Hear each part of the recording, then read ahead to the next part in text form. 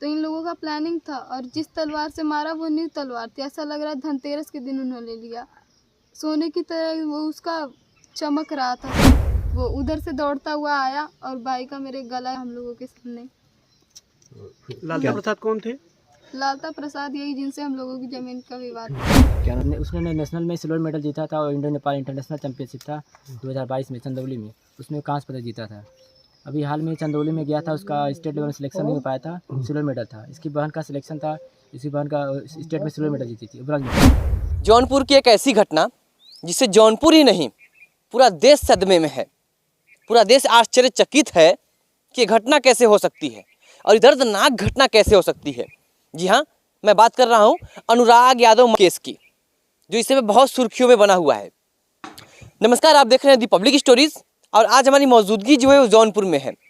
और जौनपुर में जो है अनुराग यादव का मामला बहुत ही हाईलाइटेड चल रहा है इस समय। जिस तरह से उसका होता है, जिस तरह से उसकी होती है।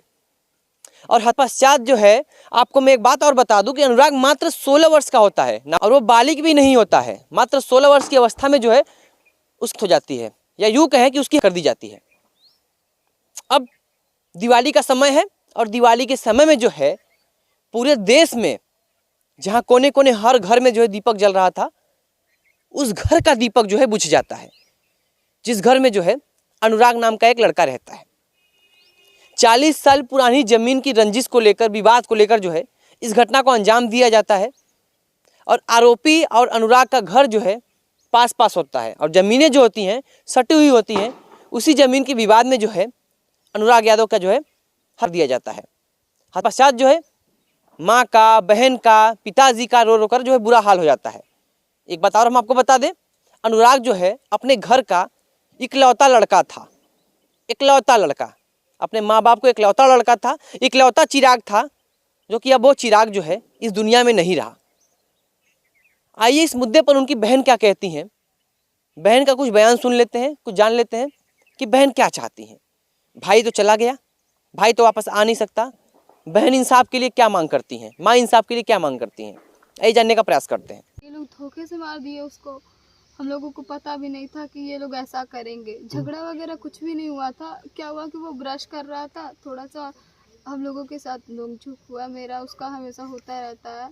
हम लोग बहुत अच्छे भाई बहन से ज़्यादा हम लोग दोस्त थे। वो हर बात मेरे से शेयर करता था, अच्छी बुरी चाहे जैसी हो। अच्छा बताइए, कहाँ उसका क्या सपना था, कहाँ तक खेलने का? उसका सपना था कि वो नेशनल में गोल्ड मेडल लाए। वो हमेशा चाहता था कि ताइक्वांडो में वो बहुत आगे जाए, इतना आगे जाए कि कोई मतलब उसे अगर कुछ कहे तो वो आगे बोल सके उसके लिए। और वो कभी मार पीट के बारे में ज़्यादा सोचता भी नहीं था। वो बताया नहीं हम लोगों को, वरना हम लोग आगे नहीं आने देते। थोड़ा फादर भी मेरे अकेले थे और ये भी अकेला था, तो ज़मीन वगैरह हम लोगों की ज़्यादा थी। इधर वाली ज़मीन इतना, इधर बाउंड्री के उधर पार स्टे है सब, वो घास इधर छिल रहा था। तो इन लोगों का प्लानिंग था, और जिस तलवार से मारा वो न्यू तलवार थी। ऐसा लग रहा है धनतेरस के दिन उन्होंने लिया। सोने की तरह वो उसका चमक रहा था सब, धार एकदम थी। वो उधर से कूद के आया, मेरा भाई उधर साइड गया, हम लोग उसका हाथ पकड़े, लेकिन लालता प्रसाद जो थे उसको गोजी लेके घेर के उधर से भगा दिए। वो इधर दौड़ते हुए आया, फिर थोड़ा सा मुठभेड़, उसका वो बेटा था रमेश यादव, वो उधर से दौड़ता हुआ आया और भाई का मेरे गिरा हम लोगों के सामने। लालता प्रसाद कौन थे? लालता प्रसाद यही जिनसे हम लोगों की जमीन का विवाद था। क्या नाम है आपका बेटा? आराधना यादव। उसका गेम वोम देखने से क्या लगता था कि आपको? जी सर, वो सर शुरू से ही बच्चा बहुत प्रतिभावान था। उसका सपना था कि मैं ओलंपिक तक जाऊं।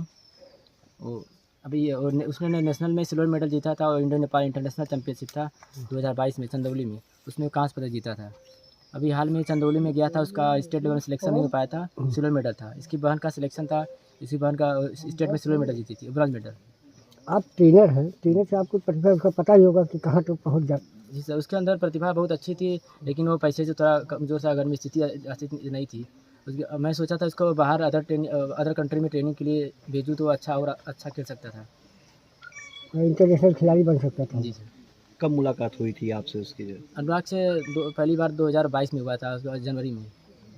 तो 2022 में भी उसने मेडल वगैरह जीता? नहीं 2022 में ही वो क्या ओपन नेशनल टूर्नामेंट था नोएडा में मई मंथ में, उसमें उसका सिल्वर मेडल जीता था। अभी क्या कुछ सपना था, पिता ने क्या सोचा था उसको थाईलैंड वगैरह भेजने का, क्या कुछ था? दिसंबर में हम लोग का प्लान था थाईलैंड जाने के लिए ट्रेनिंग के लिए, लेकिन पापा ने बोले कि कैसे भी करके भेजूंगा, खेत बेच के लिए ट्रेनिंग के लिए भेजूंगा इसको। अभी इसका जल्दी में ही बर्थ सर्टिफिकेट मैंने अप्लाई किया, बन के आ भी गया था। दिवाली के बाद में पासपोर्ट अप्लाई के लिए जाना था।